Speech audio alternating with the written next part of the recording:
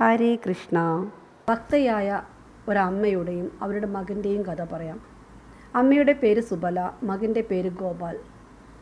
ഈ കഥ ഒഡീഷയിലെ ഒരു ഗ്രാമത്തിൽ സംഭവിച്ച കഥയാണ്. ശ്രീരാമകൃഷ്ണ പരമഹംസർ തൻ്റെ ശിഷ്യർക്ക് പറഞ്ഞു കൊടുത്ത കഥയാണിത്. ഒരു കുഞ്ഞു കുടിലിലാണ് ഈ അമ്മയും മകനും താമസിച്ചിരുന്നത്. അമ്മയ്ക്ക് ചെറിയൊരു ജോലി ഉണ്ടായിരുന്നു. അതായിരുന്നു അവരുടെ ഏക വരുമാന മാർഗം. ഗോപാലിന് 5 വയസ്സായി. അവനെ സ്കൂളിൽ ചേർക്കണമെന്ന് അമ്മയ്ക്ക് അതിയായ ആഗ്രഹമുണ്ടായിരുന്നു. പക്ഷേ അവരുടെ ഗ്രാമത്തിൽ സ്കൂളുകളൊന്നും ഉണ്ടായിരുന്നില്ല. ഒരു കാട് കടന്ന് വേണം സ്കൂളിലെത്താൻ. സ്കൂൾ ഉണ്ടായിരുന്നത് പട്ടണത്തിലാണ്. അവിടേക്ക് പോകണമെങ്കിൽ ഒരു കാട് കടന്ന് വേണം പോകാൻ. എന്നും അവനെ കൊണ്ടുവിടാൻ ആ അമ്മയ്ക്കിട്ട് സാധിക്കുകയുമില്ല. ഗ്രാമവാസികളും ഗ്രാമമുഖ്യന്മാരും ഒക്കെ അമ്മയോട് പറഞ്ഞു അവൻ എന്തായാലും സ്കൂളിൽ ചേർക്കണമെന്ന്. അതിൻ്റെ കാരണം അവൻ വളരെ മിടുക്കനായൊരു കുട്ടിയാണ്. അവൻ പഠിച്ച് നല്ല മിടുക്കനായാൽ മാത്രമേ ആ അമ്മയ്ക്ക് ആശ്വാസമുണ്ടാവുകയുള്ളൂ. അതറിയാവുന്ന ഗ്രാമവാസികളൊക്കെ അവരെ നിർബന്ധിച്ചു എന്തായാലും അവന് സ്കൂളിൽ വിടണമെന്ന്. എന്തായാലും ആ അമ്മ തീരുമാനിച്ചു സ്കൂളിൽ വിടാമെന്ന്. ആദ്യത്തെ ദിവസം അമ്മ അവനെ കൊണ്ടാക്കി. തിരിച്ചു വരുമ്പോൾ കാട്ടിലെത്തിയപ്പോൾ കാട്ടുമൃഗങ്ങളുടെയൊക്കെ ശബ്ദം കേട്ടപ്പോൾ ഗോപാലിന് പേടിയായി. അവൻ അമ്മയോട് പറഞ്ഞു, ഞാൻ പോവില്ല അമ്മേ, എനിക്ക് പേടിയായെന്ന്. എന്ത് ചെയ്യണമെന്നറിയാതെ ആ അമ്മ ധർമ്മസങ്കടത്തിലായി. വലിയ കൃഷ്ണഭക്തിയാണെന്ന് ആദ്യം പറഞ്ഞല്ലോ. അതെ, ആ അമ്മയ്ക്കൊരു കുഞ്ഞു വിഗ്രഹമുണ്ടായിരുന്നു. എന്നും അവർ പൂക്കൾ ഇറുത്തു കൊണ്ടുവന്ന് മാല കെട്ടി കൃഷ്ണനെ ചാർത്തും. അവരെന്താണോ കഴിക്കുന്നത് അതാദ്യം ഭഗവാന് സമർപ്പിച്ചിട്ട് മാത്രമേ അവർ കഴിക്കുമായിരുന്നുള്ളൂ. ഗോപാലിൻ്റെ കാര്യത്തിലൊരു തീരുമാനമുണ്ടാവാൻ അവർ കൃഷ്ണൻ്റെ മുന്നിൽ കണ്ണുകളടച്ച് കൈകൾ കൂപ്പി പ്രാർത്ഥിച്ചു. എന്തെങ്കിലും ഒരു വഴി കാണിച്ചു തരണേ കൃഷ്ണ എന്ന് പറഞ്ഞ്. ഭഗവാന് മുന്നിൽ അഭയം പ്രാപിച്ചാൽ അവരുടെ രക്ഷ ഭഗവാൻ ഏറ്റെടുക്കുമല്ലോ. തീർച്ചയല്ലേ? അതുതന്നെ സംഭവിച്ചു. ആ അമ്മയുടെ ബുദ്ധി രൂപത്തിൽ ഭഗവാൻ പ്രവർത്തിച്ചു. ബുദ്ധി രൂപേണ സംസ്ഥിത എന്നാണല്ലോ. അമ്മ പെട്ടെന്ന് ഗോപാലിനെ അടുത്തേക്ക് വിളിച്ചു. എന്നിട്ട് പറഞ്ഞു, കാട്ടിൽ നിനക്കൊരു സഹോദരനുണ്ട്. അവൻ്റെ പേരാണ് ഗോപാൽ. അവൻ്റെ പേരും ഗോപാൽ എന്നായിരുന്നു. കാരണം ആ അമ്മയ്ക്ക് കൃഷ്ണനെ അത്രയ്ക്കും ഇഷ്ടമായതുകൊണ്ടാണ് മകനും ഗോപാൽ എന്ന പേര് കൊടുത്തത്. സഹോദരൻ എന്ന് കേട്ടപ്പോൾ ഗോപാലിന് അതിശയമായി. സഹോദരനോ, എനിക്കോ എന്നൊക്കെ അവൻ്റെ സംശയം. അമ്മ പറഞ്ഞു, അതെ. അപ്പോൾ ഗോപാൽ ചോദിച്ചു, എങ്ങനെയാണ് എൻ്റെ സഹോദരൻ കാണാനെന്ന്. അമ്മ പറഞ്ഞു, അതിസുന്ദരനാണ് നിൻ്റെ സഹോദരൻ.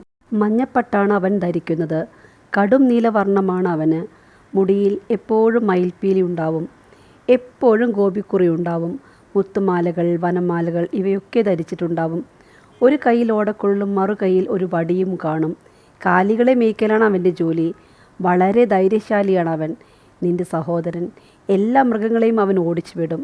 കൃഷ്ണൻ തൻ്റെ മകനെ കാത്തുകൊള്ളുമോ എന്ന് അവർ ഒരു വേള പോലും ചിന്തിച്ചില്ല, സംശയിച്ചില്ല. ആ അമ്മയ്ക്ക് അറിയാമായിരുന്നു, അത്രയ്ക്കും ഉറപ്പുണ്ടായിരുന്നു കൃഷ്ണൻ തൻ്റെ മകനെ സംരക്ഷിക്കുമെന്ന്. എന്തായാലും ഗോപാലിന് സന്തോഷമായി സ്കൂളിൽ പോവാൻ. തൻ്റെ സഹോദരനെ കാണാമല്ലോ. പിറ്റേ ദിവസം രാവിലെ അവൻ കാട്ടിലൂടെ സ്കൂളിൽ പോയി. അവിടമാകെ അവൻ തൻ്റെ സഹോദരനെ നോക്കി. പക്ഷെ എവിടെയും കണ്ടില്ല. അവൻ ഉറക്കെ വിളിച്ചു, ഗോപാൽ, ഗോപാൽ, നീ എവിടെയാണ്?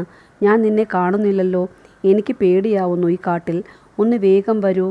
അമ്മ പറഞ്ഞല്ലോ നിന്നെ കാണാമെന്ന്. നീ എവിടെയാണ്? അവൻ വീണ്ടും വീണ്ടും ഉറക്കെ ചോദിച്ചു. പക്ഷേ അവൻ്റെ ഒരു മറുപടിയും ഉണ്ടായില്ല. ഗോപാലിന് പേടിയായി. അവൻ എങ്ങനെയോ ഓടി സ്കൂളിലെത്തി. വൈകിട്ട് ഇനി തിരിച്ചു പോകണം. അവൻ ആകെ പേടിയായി. പക്ഷെ പോവാതിരിക്കാനും വയ്യ. കുട്ടികളൊക്കെ പോയി കഴിഞ്ഞു. അവൻ പേടിയോടുകൂടി കാടിലേക്ക് ഇറങ്ങി. വെളിച്ചം കുറവാണ്. മൃഗങ്ങളുടെ ശബ്ദവും കേൾക്കുന്നുണ്ട്. അവൻ്റെ തൊട്ടടുത്തു നിന്ന് ഒരു മുരൾച്ച കേട്ടതും പേടിച്ചരണ്ട ആ കുഞ്ഞ് കണ്ണുകൾ ഇറുകി അടച്ചു. പെട്ടെന്ന് അവിടെ ആകമാനം ഒരു സുഗന്ധം വ്യാപിച്ചു. ഓടക്കുഴൽ നാദവും മണിയൊച്ചയും കേട്ടു. കാട് പെട്ടെന്ന് നിശബ്ദമായി. ഗോപാൽ പതുക്കെ കണ്ണു തുറന്നു നോക്കി. അമ്മ പറഞ്ഞ അടയാളങ്ങളോടെ കൃഷ്ണൻ നിൽക്കുന്നു. മഞ്ഞപ്പട്ട് ചുറ്റി പീതാംബരധാരിയായി, നീലവർണ്ണമുള്ള മേനിയിൽ വനമാലയും മുത്തുമാലകളും, കാതിൽ കുണ്ടലങ്ങളും, തലയിൽ ഒരു തലപ്പാവും അതിൽ മയിൽപ്പീലിയും ചാർത്തിയിരിക്കുന്നു. ഒരു കയ്യിൽ ഓടക്കുഴലും മറു കയ്യിൽ ഒരു വടിയുമുണ്ട്. ചുറ്റും ഗോക്കളുമുണ്ട്. കാട് അതിമനോഹരമായി കാണപ്പെട്ടു. ഇതാണ് തൻ്റെ കാലി മേയ്ക്കുന്ന സഹോദരൻ. ഗോപാൽ ഓടി അടുത്ത് ചെന്നു. കണ്ണൻ ഗോപാലിനെ ചേർത്ത് പിടിച്ചു. ഒരു സഹോദരനോടെന്ന പോലെ അവനോട് സംസാരിച്ചു. അവനോടൊത്ത് കളിച്ചു. അവന് പഴങ്ങൾ കഴിക്കാൻ കൊടുത്തു. എന്നിട്ട് വീടിൻ്റെ അതിർത്തി വരെ കൊണ്ടു ചെന്നാക്കി. ദിവസവും ഞാൻ നിന്നെ കൊണ്ടു ചെന്ന് വിടാമെന്ന് വാക്കും കൊടുത്തു. പിന്നീട് അങ്ങോട്ട് കൃഷ്ണൻ ആ ദൗത്യം ഏറ്റെടുത്തു. അങ്ങനെ ഗുരുപൂർണിമ ദിനം വന്നെത്തി. എല്ലാ കുട്ടികളും വിലയേറിയ സമ്മാനങ്ങൾ ഗുരുവിന് നൽകി ആദരിക്കും. സ്കൂളിൽ കുട്ടികൾ ചർച്ച ചെയ്തു. ഒരു കുട്ടി മുത്തും മാണിക്യവും നൽകുമെന്ന് പറഞ്ഞു. മറ്റൊരു കുട്ടി വിലയേറിയ പട്ട് കൊടുക്കുമെന്ന് പറഞ്ഞു. അങ്ങനെ എല്ലാ കുട്ടികളും വിലയേറിയ സമ്മാനമാണ് നൽകുന്നത്. ഗോപാൽ അമ്മയോട് പറഞ്ഞില്ല. അവനറിയാം അമ്മയുടെ കയ്യിൽ ഒന്നും തന്നെ ഉണ്ടായില്ല എന്ന്. ഗുരുപൂർണിമ ദിവസം രാവിലെ പതിവ് പോലെ കൃഷ്ണൻ വന്നു. ഗോപാലിൻ്റെ മുഖത്തെ സങ്കടം കണ്ട് ചോദിച്ചു. ഗോപാൽ കാര്യം പറഞ്ഞു. നീ വിഷമിക്കേണ്ട, ഞാൻ ഒരു സമ്മാനം തരാം എന്ന് കൃഷ്ണൻ പറഞ്ഞു. സ്കൂളിൻ്റെ അതിർത്തിയിലെത്തിയപ്പോൾ കൃഷ്ണൻ അവനൊരു മൺകുടം കൊടുത്തു. അതിൽ നിറയെ തൈരായിരുന്നു. അത് കണ്ടപ്പോൾ ഗോപാലിന് സങ്കടമായി. എങ്ങനെ കൊടുക്കും ഈ സമ്മാനം എന്നവൻ ചിന്തിച്ചു. വരി വരിയായി കുട്ടികൾ ഗുരുവിൻ്റെ അടുത്ത് നിൽക്കുന്നു. എല്ലാവരും സമ്മാനം നൽകുകയാണ്. മൺകലവുമായി നിൽക്കുന്ന ഗോപാലിനെ കണ്ടപ്പോൾ ഗുരുപത്നി ചോദിച്ചു, ഇതിലെന്താണ്? ഇത് തൈരാണ് എന്നും തൻ്റെ സഹോദരന് തന്നതാണെന്നും ഗോപാൽ പറഞ്ഞു. ഗുരുപത്നി അവനെ അവജ്ഞയോടെ നോക്കി. എന്നിട്ട് അത് കൊണ്ടുപോയി അടുക്കളയിലെങ്ങാനും വിൽക്കേ എന്ന് പറഞ്ഞു. അവിടെയുള്ളവരെല്ലാം ചിരിച്ചു. ഒരു കുഞ്ഞു മൺപാത്രത്തിൽ തൈര് ഇത്രയും പേർക്ക് എങ്ങനെ തികയാനാണ് എന്നാണ് അവർ ചിന്തിച്ചത്. ഊണിനുള്ള സമയമായി. എല്ലാവർക്കും ഇലയിട്ട് വിളമ്പി. കറികൾക്കൊക്കെ നല്ല എരിവ് അനുഭവപ്പെട്ടു. ആരോ വിളിച്ച് ചോദിച്ചു, തൈരുണ്ടോ എന്ന്. ഗോപാൽ ഓടിപ്പോയി തൈര് കൊണ്ടുവന്നു. ഇലയിൽ വിളമ്പാൻ തുടങ്ങി. ഈ കുഞ്ഞിക്കലത്തിലുള്ളത് എങ്ങനെ തികയാനാണ് എന്നാണ് ഗുരുവും ഗുരുപത്നിയും ചിന്തിച്ചത്. പക്ഷേ വിളമ്പും തോറും തൈര് കൂടിക്കൂടി വരുന്നു.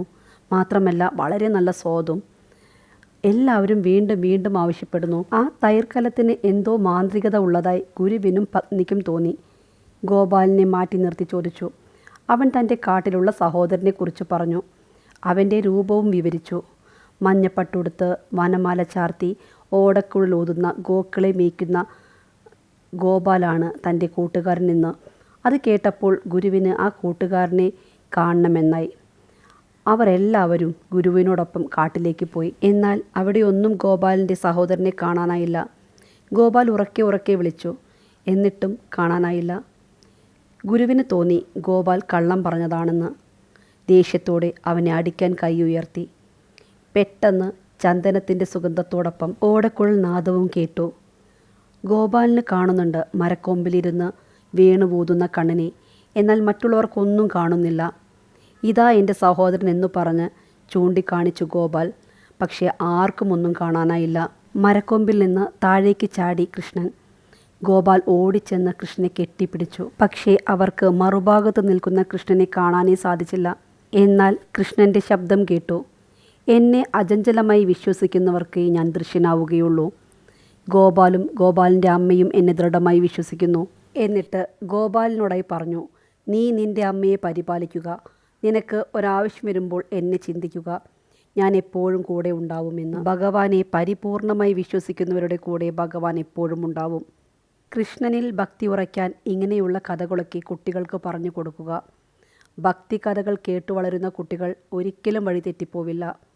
ഓരോ വാക്കുകളും ഭഗവാന്റെ പത്മപാദങ്ങളിൽ സമർപ്പിക്കുന്നു. ഹരേ കൃഷ്ണ കൃഷ്ണ കൃഷ്ണ ഹരേ ഹരേ, ഹരേ രാമ രാമ രാമ ഹരേ ഹരേ.